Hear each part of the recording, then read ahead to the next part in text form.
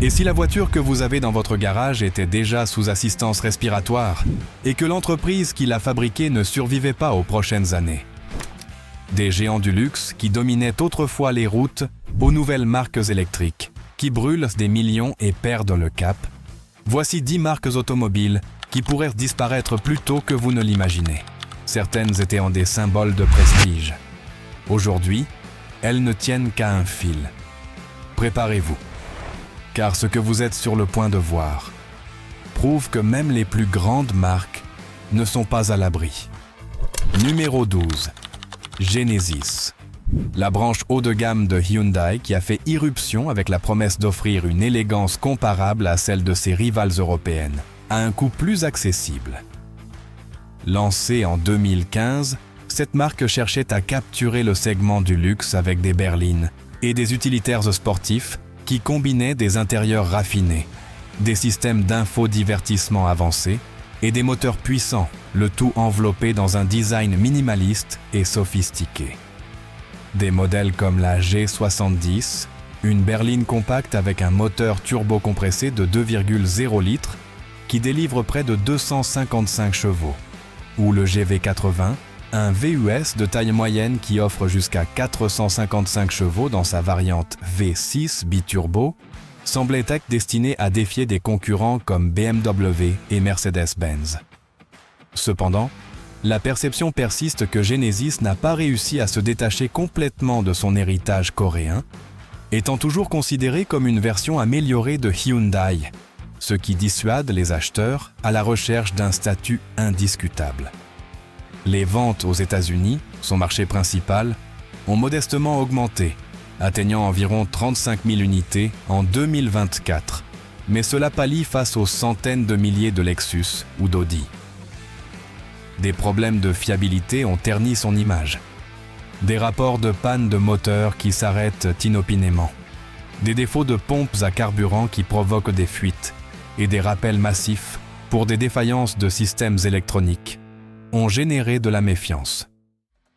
Hyundai a investi des milliards dans l'électrification de Genesis, annonçant en 2021 que tous ses nouveaux lancements seraient électriques ou à hydrogène à partir de 2025, avec des objectifs de neutralité carbone pour 2035. Des véhicules comme la G80, électrifiés avec une autonomie allant jusqu'à 402 miles par charge, représentent un pas audacieux. Mais les retards de production et la concurrence féroce de Tesla et Rivian ont freiné l'élan. En Chine, où Hyundai vend sous l'égide de SAIC GM, Genesis est en concurrence sur un marché saturé, mais les ventes mondiales ne compensent pas les pertes en Amérique du Nord. Numéro 11. La saga d'Infiniti. La division premium de Nissan illustre comment une marque qui rivalisait autrefois avec les titans allemands peut s'estomper dans l'insignifiance, en raison d'une combinaison de stagnation innovante et de turbulences corporatives. Fondée en 1989 comme la réponse japonaise à l'essor du luxe européen, Infiniti a fait ses débuts avec le Q45, une berline qui fusionnait la fiabilité nippone, avec des intérieurs luxueux et une maniabilité précise, vendant plus de 100 000 unités au cours de sa première année aux États-Unis. Des modèles emblématiques, comme la G35, avec son moteur V6 de 3,5 litres, qui produisait près de 300 chevaux et accélérait de 0 à 60 miles par heure en un peu plus de 5 secondes, ou le QX56, un VUS pleine grandeur avec une capacité de remorquage allant jusqu'à 8700 livres, ont construit une réputation de valeur accessible dans le segment premium. Cependant, au cours de la dernière décennie, les ventes ont chuté de plus de 50%, passant de 87 934 unités en 2019 à seulement 42 567 au cours des 9 premiers mois de 2024. Ce déclin est accéléré par des designs que les critiques décrivent comme conservateurs et obsolètes, avec des intérieurs qui manquent de la technologie immersive de concurrents comme le système MBUX de Mercedes ou l'e-Drive de BMW.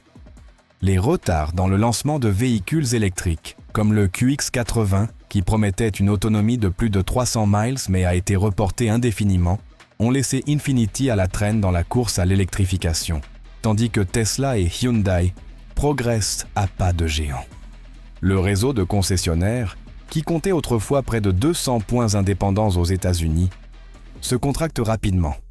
En 2024, Nissan a autorisé des fusions avec des salles Nissan pour réduire les coûts, car la moyenne des ventes par concessionnaire n'est que de 24 véhicules par mois, générant des pertes allant jusqu'à 2 millions de dollars par an et par emplacement. Avant de continuer, attention. Les concessionnaires détestent cette chaîne. Pourquoi ? Parce qu'ici nous disons la vérité sans peur. Alors, si vous ne voulez pas être leur prochaine victime, abonnez-vous, laissez votre like et rejoignez la résistance automobile. Numéro 10. Buick. La vénérable division de General Motors, qui évoque des images de croisières confortables pour retraités, persiste dans un limbe où les efforts de rajeunissement se heurtent à un héritage enraciné et à des ventes stagnantes. Née en 1903 comme une marque d'accessoires de luxe, Buick s'est consolidée dans les années 20 avec des modèles comme la Roadmaster, synonyme de statut américain, et dans les années 60 avec la Riviera, un coupé personnel qui rivalisait avec le Thunderbird de Ford. Aujourd'hui, sa gamme se concentre sur des multisegments comme l'Enclave, un VUS à 3 rangées avec un moteur turbo de 2,5 litres qui génère 328 chevaux et de l'espace pour 7 passagers.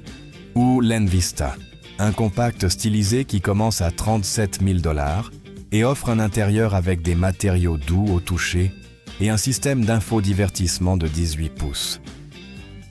Cependant, la perception de Buick comme la voiture pour les grands-parents persiste, dissuadant les acheteurs milléniaux et de la génération Z qui préfèrent la sportivité d'Alfa Romeo ou la technologie de Tesla.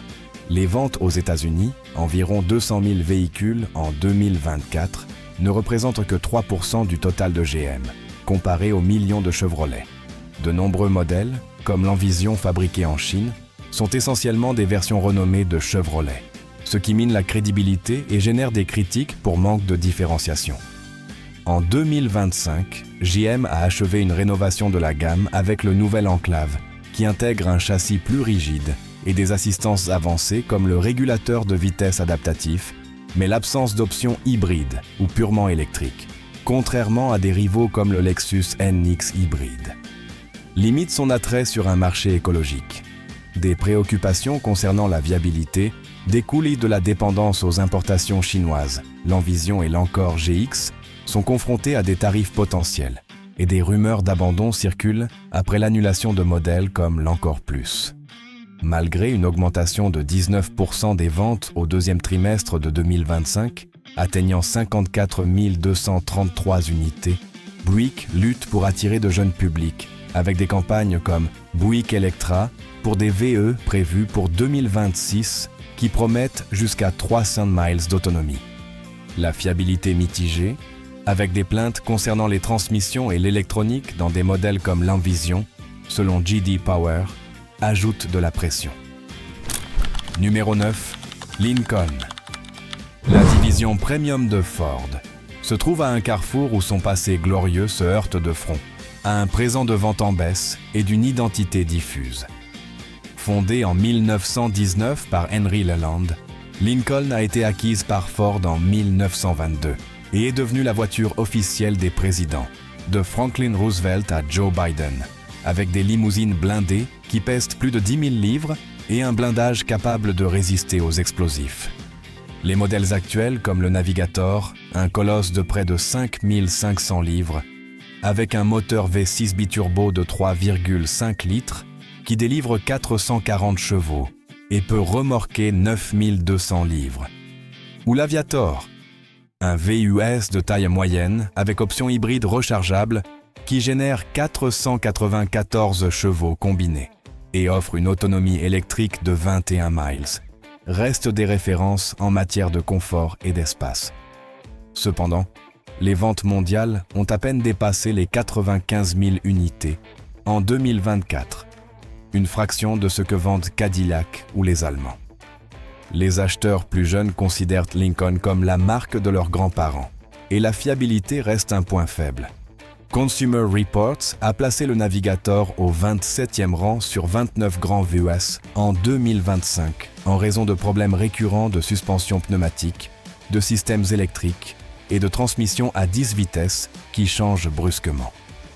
Le réseau de concessionnaires a été réduit de 30% depuis 2019 et de nombreux points partagent l'espace avec Ford, brisant l'expérience exclusive qu'exigent les clients à 6 chiffres. Ford a investi dans l'électrification avec le Lincoln Star Concept et a promis 4 véhicules électriques pour 2026, mais les retards sont constants. Le très attendu Lincoln V, basé sur la plateforme Mustang Mach-E, n'a toujours pas de date ferme, tandis que Cadillac vend déjà le Lyriq et l'Escalade IQ. En 2025, Lincoln a perdu des parts de marché dans le segment du luxe grand format, chutant en dessous de 6% selon Cox Automotive. Sans une réinvention radicale qui combine son confort légendaire avec une technologie de pointe et des designs qui rompent avec l'esthétique conservatrice actuelle, Lincoln court le risque de devenir une marque résiduelle au sein de Ford, utilisée uniquement pour les versions de luxe des pick-up de la série F. Les propriétaires actuels sont confrontés à une dépréciation accélérée et à un service après-vente qui, dans certains États, oblige à parcourir des centaines de miles jusqu'au concessionnaire le plus proche.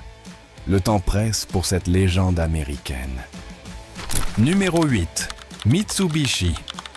Le constructeur japonais qui a dominé les rallyes mondiaux avec la Lancer Evolution capable d'accélérer de 0 à 60 miles par heure en moins de 5 secondes et de remporter 4 titres consécutifs avec Tommy Mäkinen, survit aujourd'hui en grande partie grâce à l'alliance avec Nissan et Renault. Depuis le scandale de manipulation des données de consommation en 2016, qui a coûté des milliards en amendes et détruit sa crédibilité au Japon, Mitsubishi a vu sa part mondiale réduite de moitié. Aux États-Unis, les ventes ont chuté à 65 000 unités en 2024, soit une baisse de 25% d'une année sur l'autre, et la gamme se limite pratiquement à l'Outlander, un VUS de taille moyenne qui partage sa plateforme avec le Nissan Rogue, l'Eclipse Cross et la Mirage, l'une des voitures les moins bien notées par la presse spécialisée. L'Outlander fait achève avec son système hybride rechargeable qui offre 38 miles d'autonomie électrique et une consommation combinée de 74 miles par gallon équivalent, est son seul véritable argument. Mais même ce modèle a souffert de rappels pour des batteries qui surchauffent et un logiciel qui désactive le mode électrique de manière inattendue. Le réseau de concessionnaires américains a été réduit à moins de 350 points, beaucoup d'entre eux partagés avec d'autres marques ou dans des emplacements secondaires. En Europe, Mitsubishi a pratiquement disparu du marché des voitures particulières, après n'avoir pas pu se conformer aux normes d'émission sans investir dans sa propre électrification, et au Japon, elle dépend presque exclusivement des Kei-cars. L'alliance Renault-Nissan-Mitsubishi a promis des synergies, mais les plans de véhicules électriques conjoints ont été retardés indéfiniment après la crise de gouvernance de Nissan et le départ de Carlos Ghosn. Les analystes de S&P Global Mobility avertissent que sans une injection significative de technologie Nissan, comme la plateforme CMF-EV, et un renouvellement complet de l'image, Mitsubishi pourrait être absorbé ou liquidé en dehors de l'Asie avant 2030. Les propriétaires actuels sont confrontés à l'un des pires taux de dépréciation du marché et à une disponibilité des pièces de rechange qui, dans certains cas, oblige à attendre des mois depuis le Japon. Le fantôme de la Lancer Evolution est toujours vivant dans les forums. Mais la réalité est que Mitsubishi survit plus par inertie corporative que par mérite propre. Numéro 7. Chrysler. L'un des 3 grands de Détroit depuis 1925 et créateur d'icônes comme la Chrysler 300C avec moteur Emission 8 de 5,7 litres, s'est réduit à une seule plaque d'identification pour les consommateurs, la mini-fourgonnette Pacifica. La berline 300 a terminé sa production en décembre 2023 et les plans annoncés en 2021 pour un multisegment électrique en 2024 ont été annulés en toute discrétion. Au sein de Stellantis, Chrysler est la marque avec le moins d'investissement. dans le plan Dare Forward 2030 présenté en 2022. Un seul modèle électrique pour 2028 basé sur la plateforme STLA large a été mentionné, mais sans détail ni budget publiquement alloué. Les ventes aux États-Unis sont tombées à moins de 90 000 unités en 2024, presque toutes des Pacifica et Pacifica hybrides rechargeables qui offrent 32 miles d'autonomie électrique et une consommation combinée de 82 miles par gallon équivalent lorsqu'elles fonctionnent comme hybrides. Cependant, même ce modèle a souffert de problèmes graves. Des rappels massifs pour des batteries haute tension qui peuvent s'enflammer lorsque le véhicule est stationné et éteint ont touché plus de 200 000 unités entre 2017 et 2023. Le réseau de concessionnaires Chrysler Dodge Jeep Ram a été optimisé en éliminant les points de vente exclusivement Chrysler, et de nombreux clients signalent des difficultés à trouver un service spécialisé. Au sein de Stellantis, les dirigeants ont reconnu en interne que Chrysler est la marque avec le plus grand risque de disparition si elle n'atteint pas la rentabilité avant 2026. Des rumeurs de fusion avec Lancia, une autre marque mourante du groupe, ou de simple élimination, circulent depuis 2024. Les propriétaires des dernières Toyota 300C voient dans leur valeur de revente s'effondrer, et les propriétaires de Pacifica font face à l'incertitude quant au soutien à long terme. Chrysler, qui a survécu à 2 faillites dans son histoire, pourrait ne pas avoir de 3e chance à l'ère électrique. Numéro 6, Nissan. Le géant japonais qui a vendu plus de 5 millions de véhicules par an et a popularisé la Leaf comme la voiture électrique la plus vendue au monde jusqu'à 2020, traverse aujourd'hui la pire crise de son histoire. Après le scandale de Carlos Ghosn en 2018, la société a perdu son orientation stratégique et a brûlé plus de 21 milliards de dollars en espèces entre 2019 et 2024. Les ventes mondiales ont chuté de 22% entre 2019 et 2024. Et aux États-Unis, elles se sont effondrées à 1 100 000 unités en 2024, le pire record depuis les années 80. Des modèles emblématiques comme l'Altima, le Rogue et le Frontier sont toujours en vie, mais la gamme a été considérablement réduite. La Maxima a disparu en 2023, la 370Z en 2021 et la GT-R R35 fait définitivement ses adieux en 2026 sans successeur confirmé. L'Ariya, son grand pari électrique lancé en 2022 avec une autonomie allant jusqu'à 304 miles dans sa version i4080 force à double moteur et 489 chevaux, a subi des retards pendant de production de près de 2 ans et des problèmes de logiciel qui ont obligé à arrêter les livraisons en 2023. En 2025, Nissan a annoncé une réduction de 12% de ses effectifs mondiaux, 21 000 emplois, et la fermeture d'usines au Japon et en Thaïlande. La dette nette automobile dépasse les 6 milliards de yens, et l'agence de notation Moody's a abaissé sa note au niveau de pacotille en 2024. Les plans de lancement de 10 nouveaux véhicules électriques avant 2027 ont été réduits à seulement 4 modèles confirmés, et l'alliance avec Renault est chancelante. Les concessionnaires américains signalent des stocks vieillissants et des rabais allant jusqu'à 15 000 $ sur des modèles comme le Rogue pour écouler le stock. Sans un sauvetage financier ou une restructuration radicale, Nissan pourrait devenir le premier grand constructeur japonais à faire faillite depuis l'après-guerre. Numéro 5. Lucid Motors. La start-up californienne qui s'est présentée comme le tueur définitif de Tesla brûle des liquidités à un rythme qui terrifierait tout investisseur rationnel. Depuis sa fondation en 2007, sous le nom d'Atieva, et son relancement en 2016, Lucid a reçu plus de 10 milliards de dollars, principalement du Fonds public d'investissement d'Arabie Saoudite, qui contrôle 61% de l'entreprise. La Lucid Air, une berline de luxe avec des versions allant jusqu'à 1235 chevaux et une autonomie réelle supérieure à 500 miles, a remporté le prix Motor Trend de la voiture de l'année en 2022. Cependant, en 2024, Elle n'a livré que 8 996 véhicules, contre une capacité de production annuelle de 34 000 dans son usine de l'Arizona. Les pertes d'exploitation ont atteint 3 milliards de dollars, rien qu'au cours des 9 premiers mois de 2025. Le Gravity, son VUS tant attendu à 3 rangées, et jusqu'à 840 chevaux qui promettait plus de 440 miles d'autonomie, est retardé de près de 2 ans et ne commencera les livraisons qu'à la fin de 2026. Les propriétaires de l'Air signalent de graves pannes logicielles qui rendent la voiture inutilisable. Des problèmes avec le système de charge de 929 volts qui ne fonctionne pas dans la plupart des stations publiques et un réseau de services tellement limité que certains clients doivent envoyer leur véhicule par camion en Californie pour les réparations.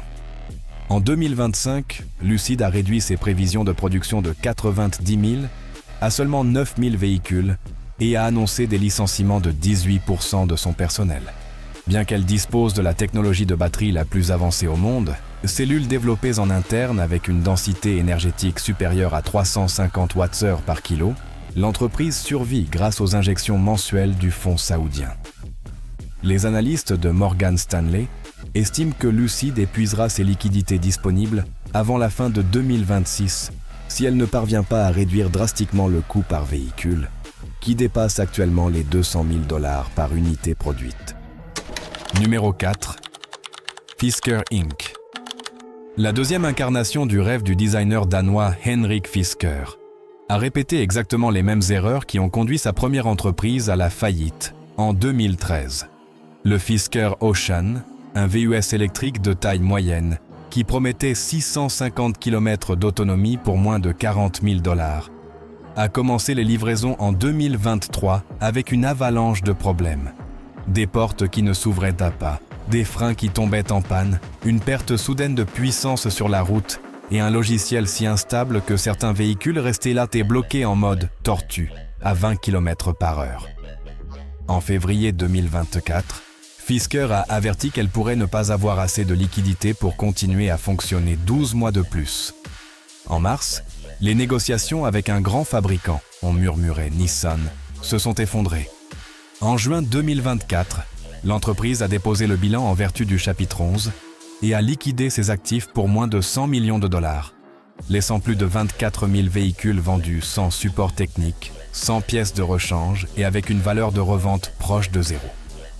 Des milliers de propriétaires se sont organisés en groupes juridiques pour poursuivre en justice, mais la plupart ont perdu leurs investissements.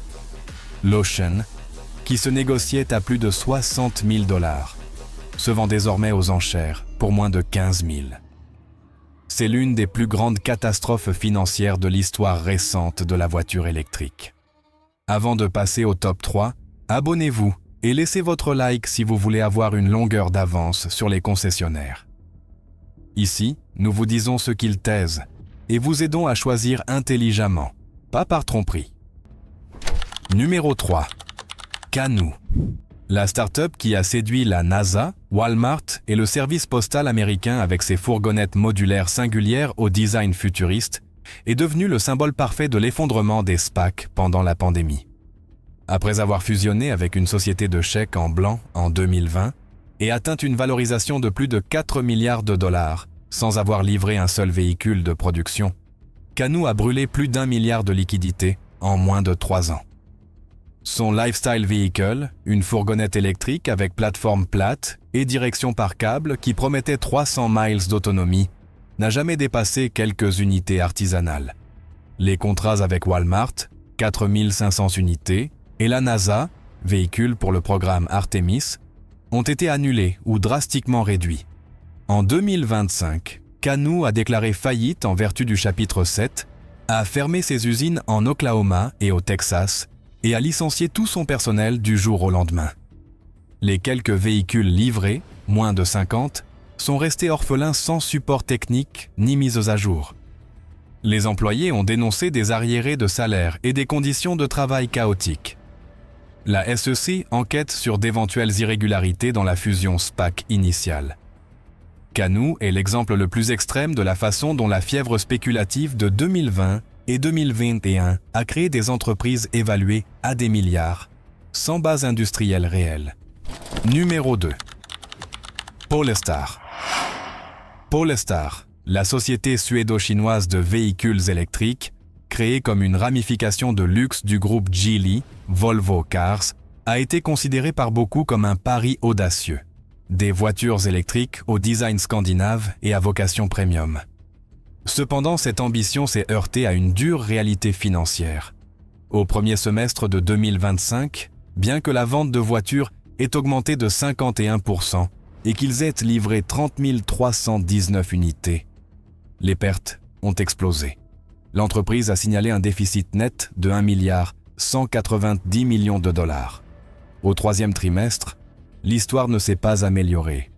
Perte de 365 millions de dollars et une marge brute négative détériorée. Les conséquences sont alarmantes.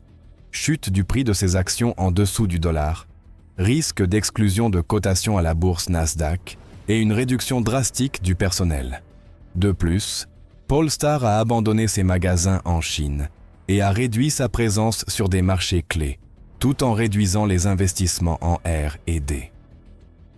Bien qu'elle produise toujours des modèles tels que les Polestar 2, 3 et 4, la dépendance à sa maison mère, la combustion constante de liquidités, la concurrence féroce dans le secteur des VE, en particulier des entreprises chinoises à faible coût, et la perte de confiance des investisseurs suggèrent que Polestar pourrait se réduire à rien de plus qu'une expérience coûteuse, ou finir par être absorbé par Geely ou une autre marque plus grande, au lieu de se consolider comme un concurrent indépendant.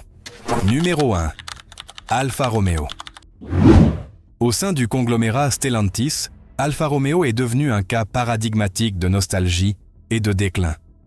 Une marque historique, reconnue pour son héritage italien et sa passion sportive, mais confrontée aujourd'hui à une crise structurelle profonde. La chute des ventes est dramatique. Selon des analyses récentes, Alfa Romeo a vendu moins de 22 000 unités aux États-Unis au cours de l'année écoulée. Ce volume la place parmi les marques avec la plus faible pénétration sur le marché nord-américain. Le problème n'est pas seulement la faible demande, mais aussi le manque de renouvellement. Les modèles qu'elle propose sont rares, vieillissants, avec peu d'attrait face à l'avalanche de nouveaux VUS et de véhicules électriques qui dominent le marché. Les critiques pointent du doigt le manque d'investissement, les designs conservateurs et un réseau de concessionnaires et d'après-vente affaibli, ce qui laisse le propriétaire avec peu d'options. Les analystes de l'industrie conviennent que, sans une restructuration profonde, Alfa Romeo pourrait être le prochain nom à être éliminé parmi les actifs de Stellantis. De plus, les décisions stratégiques du groupe, telles que l'annulation ou le retard de développement clé, la réduction des investissements dans les moteurs traditionnels ou électriques et la priorité donnée aux marques les plus performantes, placent Alfa Romeo en situation de vulnérabilité. Son budget et sa crédibilité sont sérieusement compromis. Mais maintenant que vous connaissez ces 12 marques de voitures qui sont en faillite, j'aimerais savoir, avez-vous eu une expérience avec l'une d'entre elles? Ou connaissez-vous quelqu'un qui en a eu? Laissez-le dans les commentaires. Votre commentaire pourrait aider beaucoup d'autres personnes. Bien que quelque chose qui pourrait nous aider tous, enfin, plus que nous aider, nous faire économiser de l'argent, du temps et des maux de tête à l'avenir, c'est la vidéo que je vous laisse à l'écran. Mais avant, abonnez-vous et laissez votre like. Car si vous ne le faites pas, il se peut que la prochaine fois que vous chercherez cette chaîne, il soit déjà trop tard.